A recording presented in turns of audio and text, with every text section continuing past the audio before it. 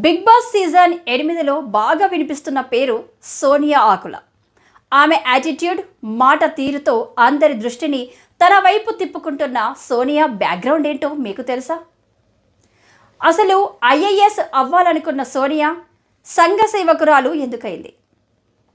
ఉద్యోగం వదిలేసి సినిమాల్లో ఎందుకు కొనసాగుతుంది?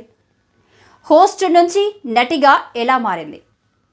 కరాటే ఫైటర్ అయిన సోనియా ఫౌండేషన్స్ ఎందుకు నడిపిస్తుంది?